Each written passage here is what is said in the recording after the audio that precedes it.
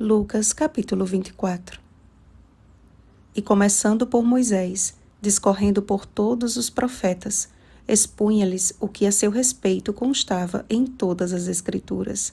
Versículo 27. Findo o descanso sabático, aquelas que acompanharam Jesus e o serviram em seu ministério foram as primeiras a ir ao túmulo no primeiro dia da semana, alta madrugada, levando os aromas que haviam preparado. Mas a pedra estava removida e o corpo de Jesus não estava no sepulcro. Consoladas por anjos que afirmaram ter Jesus ressuscitado, como ele mesmo havia predito, elas se lembraram das suas palavras e correram a fim de anunciar as boas novas aos discípulos. A notícia, porém, soou ao grupo entristecido como um delírio, de forma que não acreditaram nelas. Mas aquele cujo coração sangrava por 3 vezes ter negado seu Senhor, correu ao sepulcro. O túmulo vazio foi para Pedro o símbolo de uma segunda chance, de modo que retirou-se para casa, maravilhado do que havia acontecido. Jesus, porém, que havia aparecido a Maria Madalena, da qual havia expelido 7 demônios, tinha um plano sequencial antes de sua ascensão. Como aquele que toma tempo para dar atenção a um pequenino que seja, seu coração amoroso também foi atraído a 2 discípulos anônimos que viajavam de Jerusalém à aldeia de Emaús.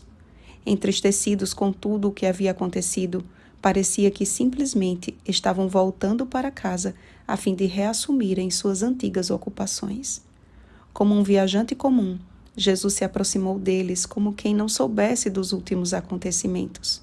Então um deles, chamado Cleopas, interrogou aquele estranho que parecia ser o único a desconhecer o que havia acontecido em Jerusalém. Aqueles homens não tinham ideia de que estavam fazendo a viagem mais privilegiada de suas vidas. Em todo o seu ministério, Jesus estava acompanhado de pelo menos 12 pessoas, e até mesmo o seu círculo mais íntimo era composto de 3 discípulos.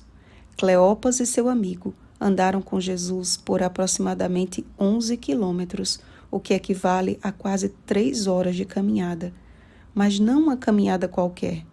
Imaginem dar um estudo bíblico enquanto se caminha. Foi isso que Jesus fez. O que é mais impressionante é o fato de que os olhos dos discípulos estavam como que impedidos de o reconhecer. E Jesus, começando por Moisés, discorrendo por todos os profetas, expunha-lhes o que a seu respeito constava em todas as Escrituras. Percebam que não apenas os olhos deles estavam turvos, como também o seu entendimento acerca de quem era Jesus, já que o apresentaram como varão profeta e não como o Cristo.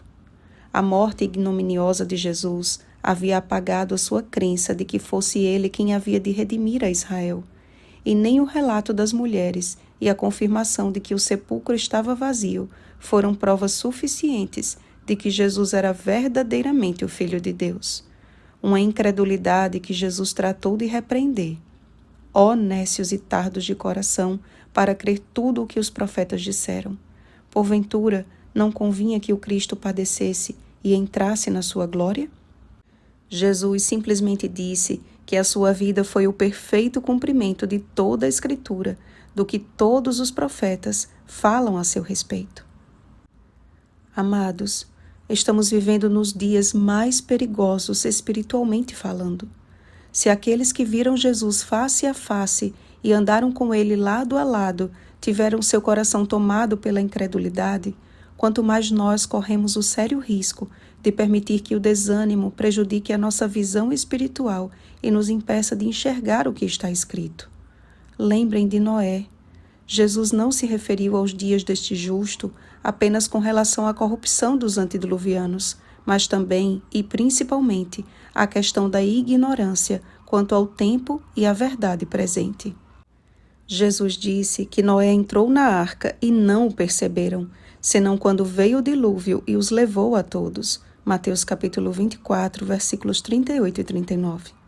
E o Espírito Santo hoje está realizando a mesma obra de Jesus no caminho de Emaús, com todos os que estão dispostos a ouvi-lo, a fim de que não sejamos levados por todo o vento de doutrina, pela artimanha dos homens, pela astúcia com que induzem ao erro. Efésios capítulo 4, versículo 14. Precisamos, como aqueles 2 privilegiados discípulos, sentir o nosso coração arder ao estudarmos as Escrituras sob a direção do Espírito Santo. Não podemos separar o Antigo do Novo Testamento. Não podemos amputar tudo aquilo que compõe o que a respeito do nosso Redentor está escrito. O próprio João compreendeu esta verdade e não poderia tê-la resumido tão bem ao declarar: Eis o Cordeiro de Deus que tira o pecado do mundo. João capítulo 1, versículo 29. O Cordeiro sem mácula e sem defeito deu a sua vida pelo mundo inteiro. Uma verdade que Israel não entendeu e nem aceitou, mas que é estendida até nós.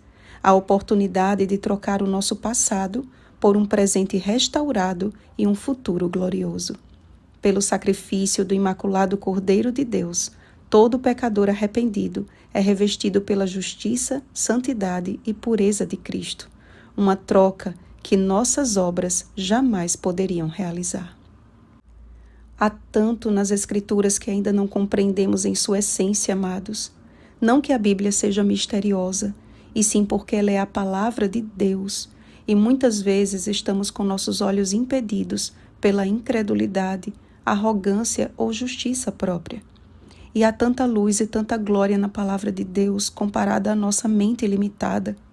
Em sua infinita sabedoria e misericórdia, Deus sabe exatamente o momento em que estamos prontos para ter o nosso entendimento aberto para compreender as Escrituras. Ele não concede toda a luz de uma só vez. Foi assim com os discípulos, foi assim com os reformadores protestantes, foi assim com os pioneiros adventistas. E como a geração que mais luz possui a respeito das Escrituras, qual tem sido a nossa reação? Os discípulos foram tomados de grande júbilo e estavam sempre no templo louvando a Deus. A despeito do desprezo e da descrença dos líderes judeus e do povo, eles permaneceram indo à igreja e fortalecendo-se uns aos outros. Esse é um claro recado para os nossos dias. Vocês não acham? Leiam Hebreus capítulo 10, versículo 25. Se tudo o que está escrito de Jesus se cumpriu como está na lei de Moisés, nos profetas e nos salmos, é certo que logo veremos o cumprimento da última promessa. Eis que vem com as nuvens, e todo olho o verá, até quantos o traspassaram, e todas as tribos da terra se lamentarão sobre ele, certamente. Amém. Apocalipse capítulo 1, versículo 7. Logo, todo aquele que rejeitou o convite da graça, com terrível tremor e temor, terá de contemplar o retorno do Rei dos Reis e Senhor dos Senhores. Apocalipse capítulo 19, versículo 16. Com horror, cairão em si tarde demais, assim como foi no tempo do dilúvio. Como nos dias de Noé, a suposta demora do advento já está a levantar muitos escarnecedores a questionar: onde está a promessa da sua vinda? 2 Pedro capítulo 3, versículo 4.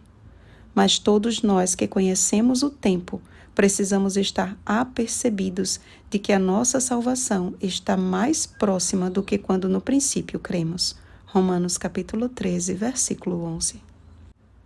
Alimentemo-nos do assim está escrito, até que do alto sejamos revestidos de poder, da chuva serôdia, que nos habilitará para o Senhor como um povo preparado.